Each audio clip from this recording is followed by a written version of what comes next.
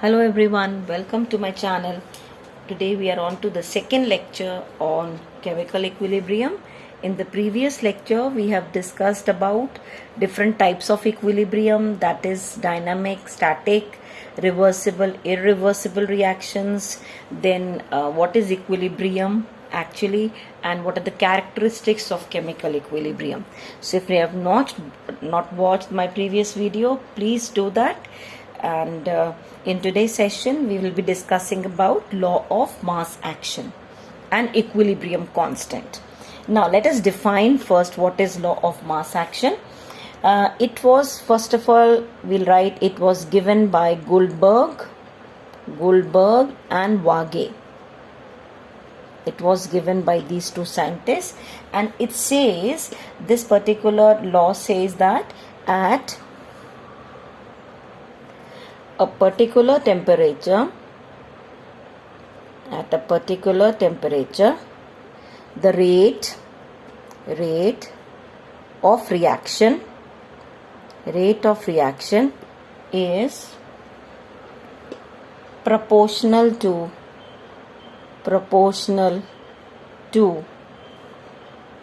product of active masses of the reactants,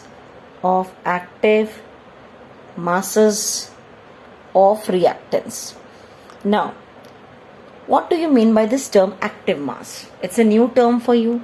Now, active mass means, suppose I consider some reaction, say A plus B forming C plus D. When you start a reaction, you may take some amount of the reactants. It's not necessary whatever you are taking, the complete amount will be reacting and forming the products. It depends upon how much quantity you have taken, in what ratio they should be reacting. So, active mass basically is the amount of that particular substance that is participating in the reaction. And we represent the active mass with the square bracket. So when we are further discussing, this term will be clear. Okay, we will write down with the square bracket. Active mass is the amount of the substance that is reacting, that is participating in the reaction. Okay. In the reaction, we will consider this active mass as concentration.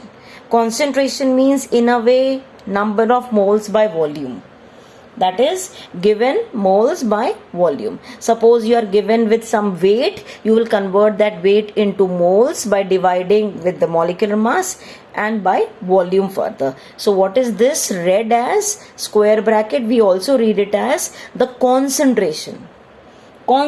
In other words, we can say the molarity. Okay, so number of moles by volume in liter. That means we can say its unit will be moles per liter. Okay, now let us apply this law of mass action to this particular equation and try to understand. So first, if the reaction is starting, there is only forward reaction.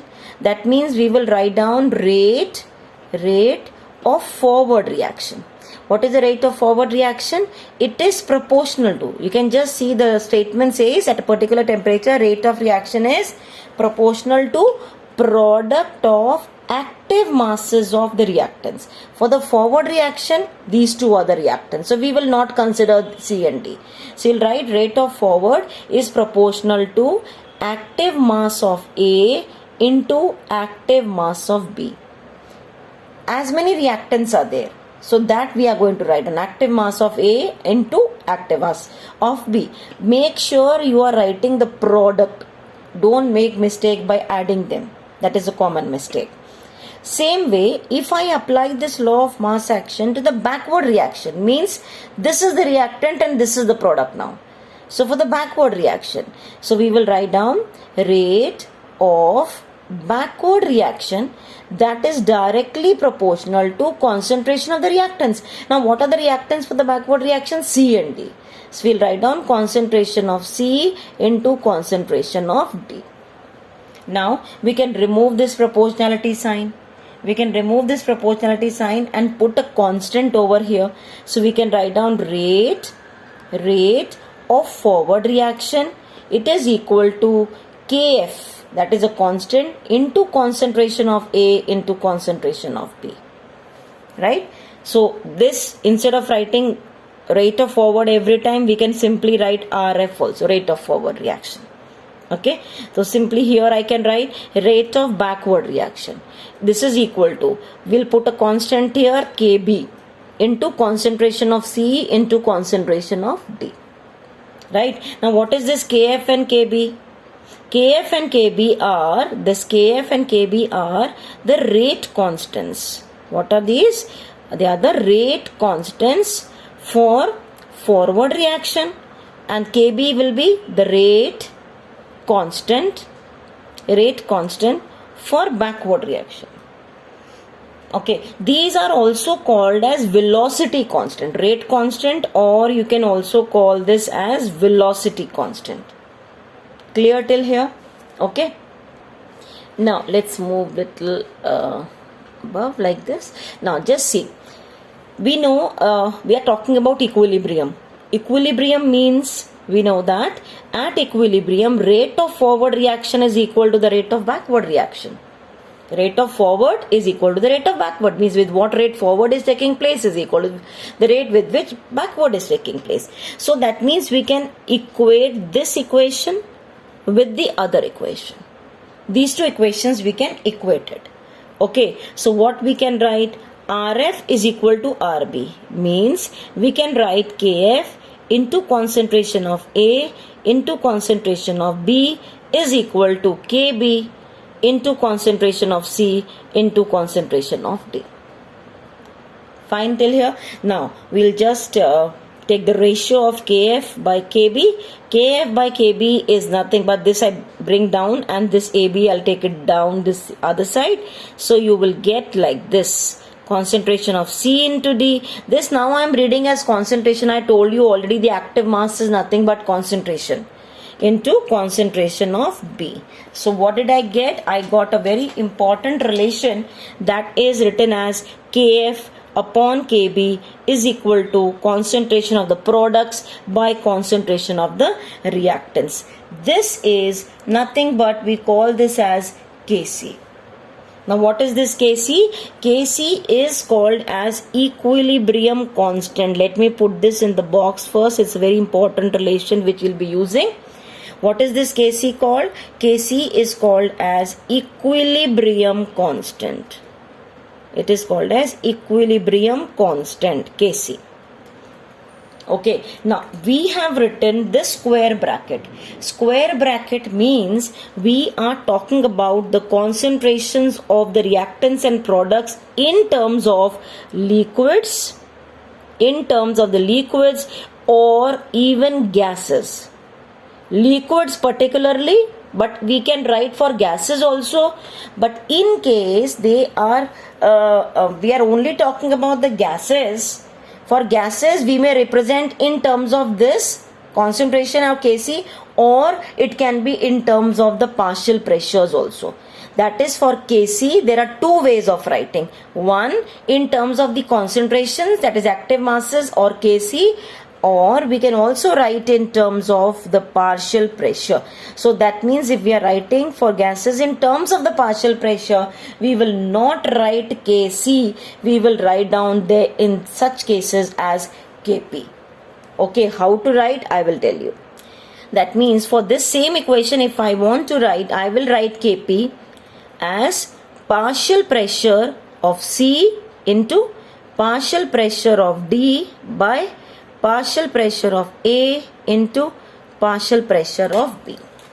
That means for gases, I am repeating again and again, for gases we may represent equilibrium constant in terms of Kc as well as Kp, depending upon what the question demands, what is given in the question.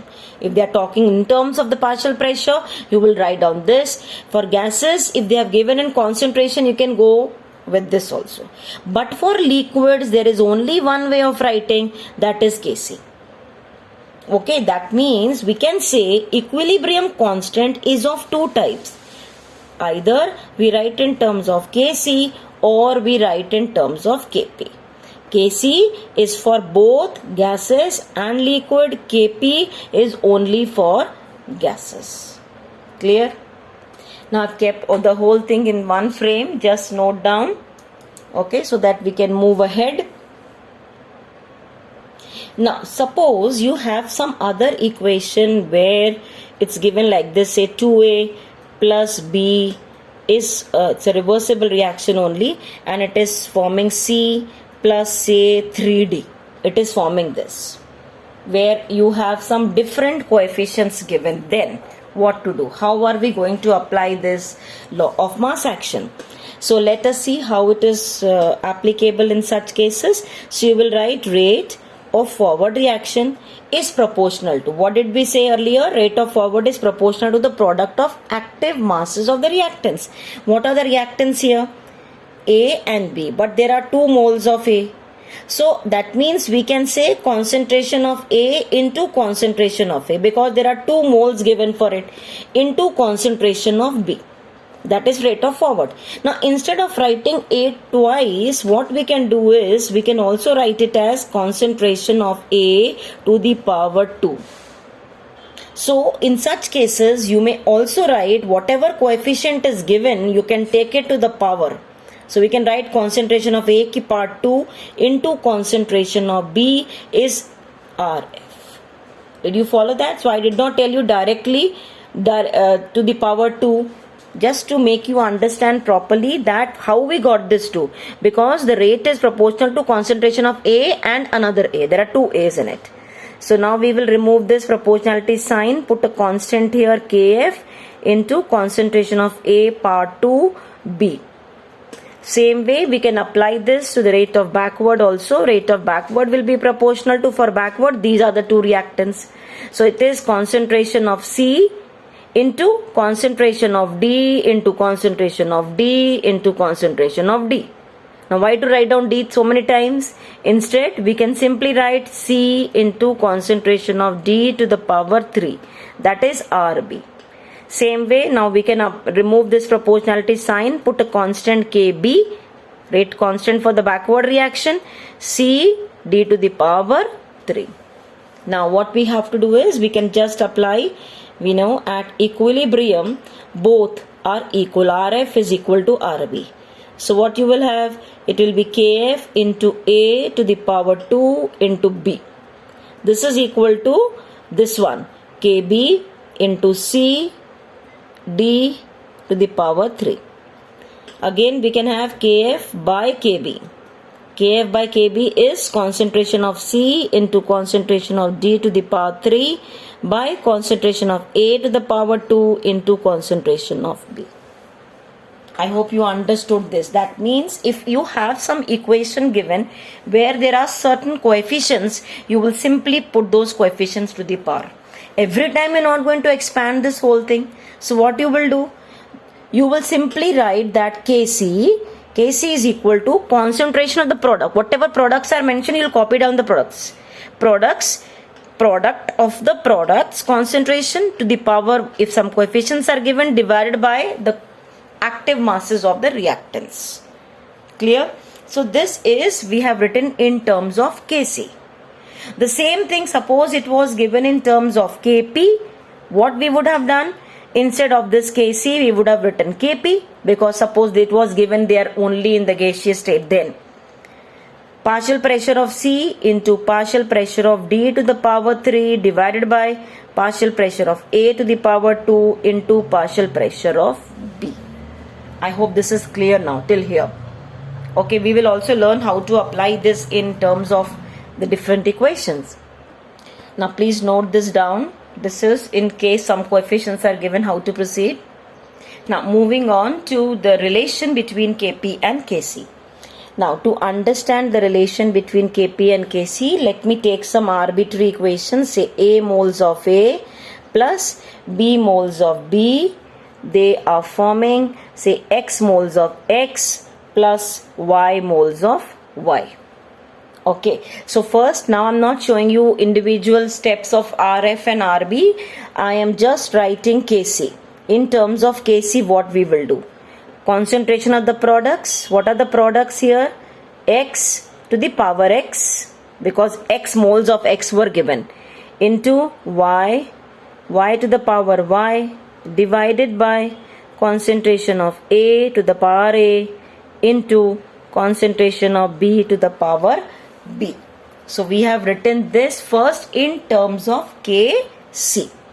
Now we will write in terms of Kp. So in terms of Kp, what we will do?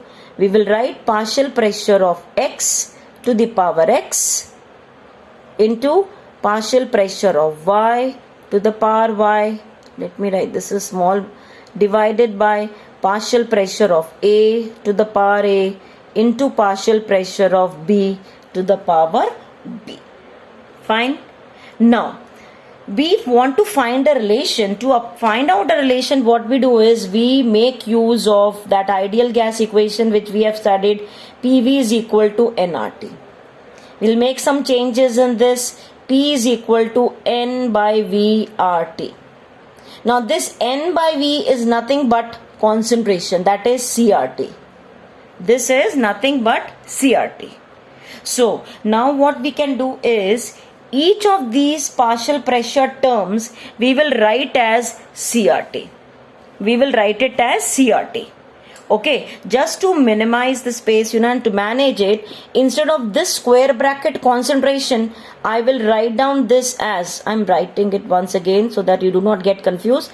I will write concentration of x to the power x, the same thing. Instead of writing active mass square bracket, I have written this, into concentration of y to the power y divided by concentration of A to the power A into concentration of B to the power B.